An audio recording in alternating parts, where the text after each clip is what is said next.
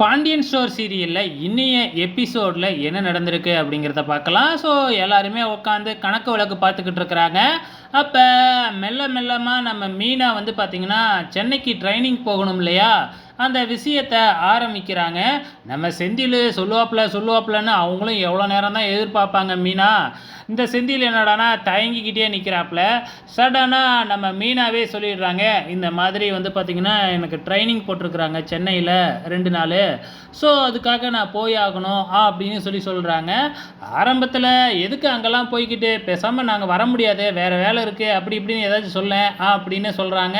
அதெல்லாம் முடியவே முடியாது, என்னைய மாதிரி வந்து நிறைய பேர் வருவாங்க, வெவ்வேறு மாவட்டத்தில் இருந்து வருவாங்க, போய் தான் ஆகணும் அப்படின்னு சொல்கிறாங்க.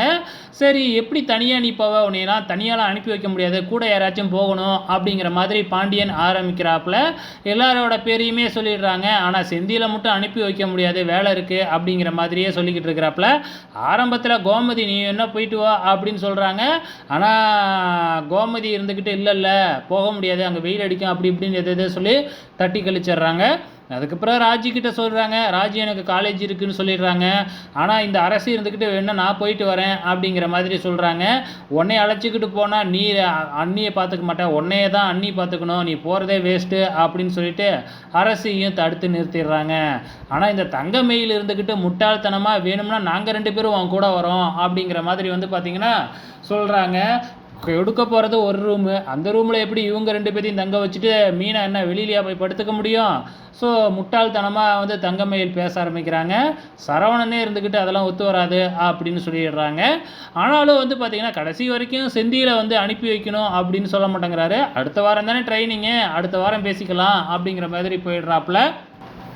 கடைசியாக நம்ம கோமதி இருந்துக்கிட்டு நீ கவலைப்படாத மீனா, கண்டிப்பாக சரவணனை நான் அவன் கூட அனுப்பி வைக்கிறேன் அப்படிங்கிற மாதிரி வாக்கு கொடுத்துருக்காங்க. என்ன நடக்க போகுதுன்னு தெரியல. ஆனால் நம்ம செந்தில் தனியாக போன உடனே மீனா விட்டு காட்டுன்னு காட்டுறாங்க. நம்ம மீனா வந்து தங்கமயில் மேலே பயங்கர கோபத்தில் இருக்கிறாங்க. ஸோ என்னெல்லாம் பண்ண போகிறாங்க, இந்த தங்கமயில் எப்போ மாட்ட போகுதுன்னு தான் தெரியல. இங்கே நம்ம ராஜியும் கதிரும் தனியாக ரூமில் வந்து பேசிக்கிட்டு இருக்கும்போது நம்ம ராஜி இருந்துக்கிட்டு ஏன் நீ உங்கள் அம்மா கிட்ட பேசவே மாட்டேங்கிற, பேசாமல் உங்கள் அம்மா கிட்ட பேசு அப்படின்னு சொல்லிக்கிட்டு இருக்கிறாங்க. ஸோ இதெல்லாம் நாளைய எபிசோடில் என்ன நடக்க போகுது அப்படிங்கிறத பொறுத்திருந்து பார்க்கலாம்.